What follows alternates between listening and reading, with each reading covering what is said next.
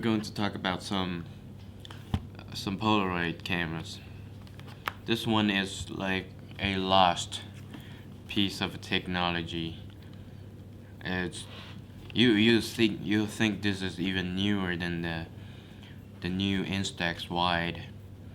You'll throw pictures of that in here, and then but this one is the Fujifilm Instax 500 AF with autofocus capability.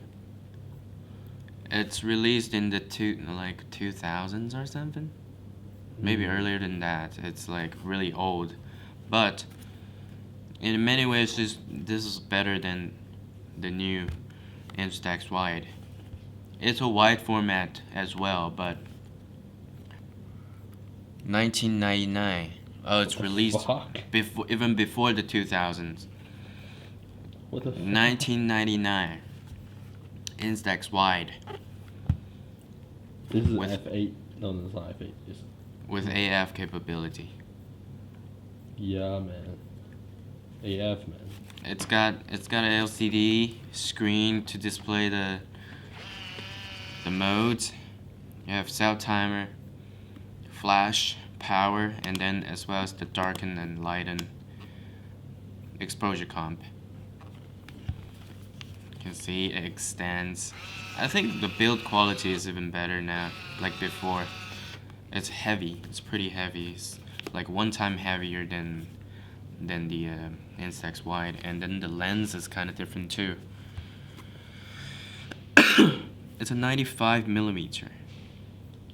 I'm not sure how to convert that. It's a medium format, 95 mil.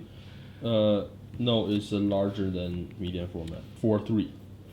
But it's a wide angle. Looks like a wide angle, like something like a 35 or like 40 millimeter, something like that. But the lens is kind of different. So I've got compared with the Instax wide. It's kind of looks like it's glass.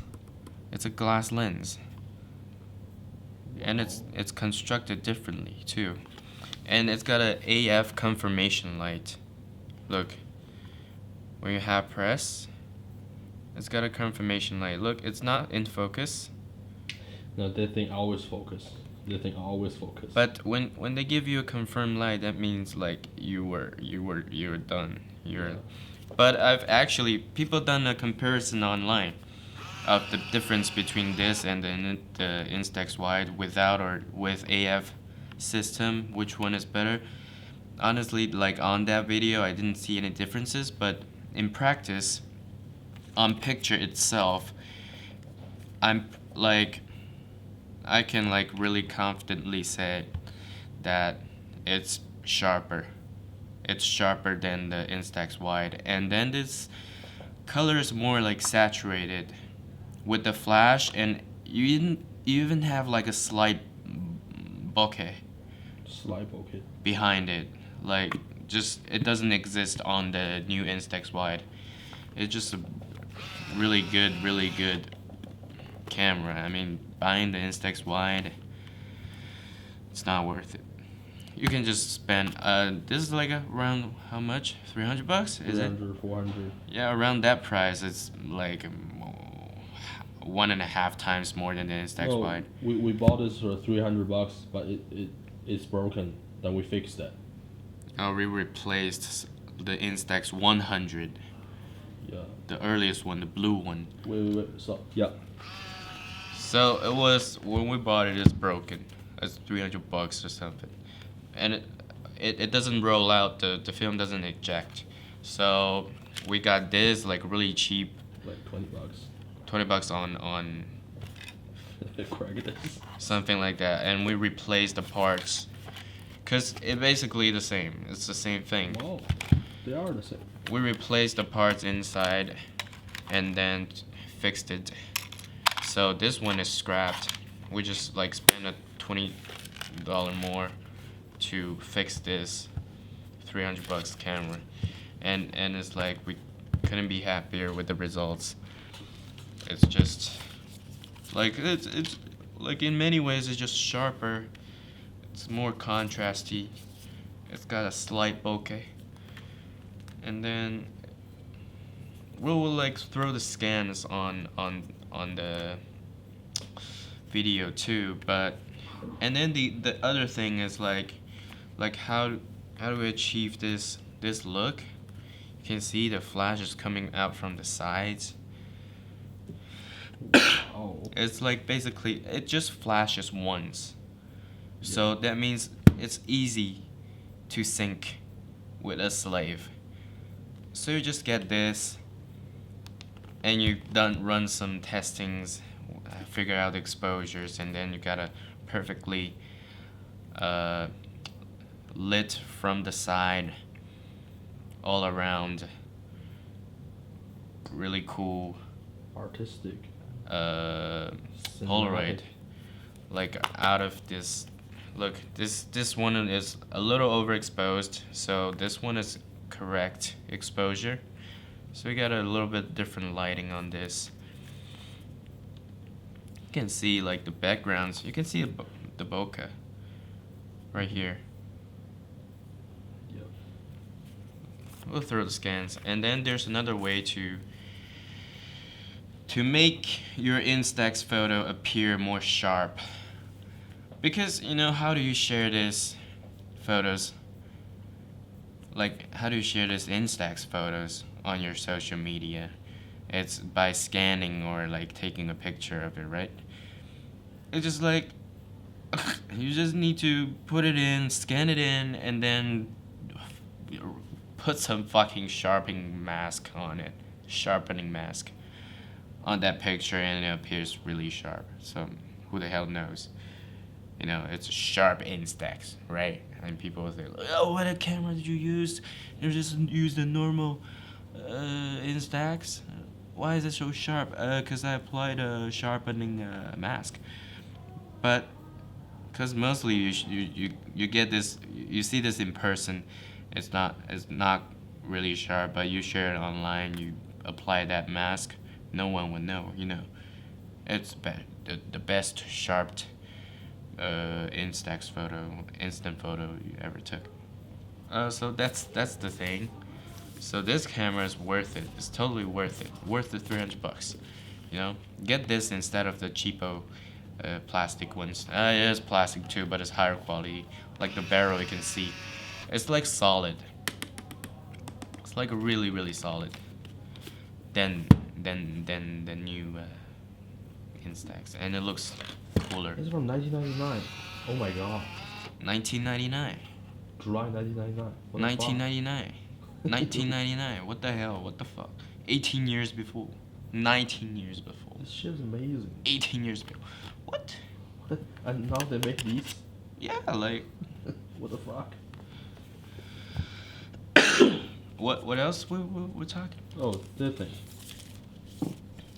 What about this? The trigger thing.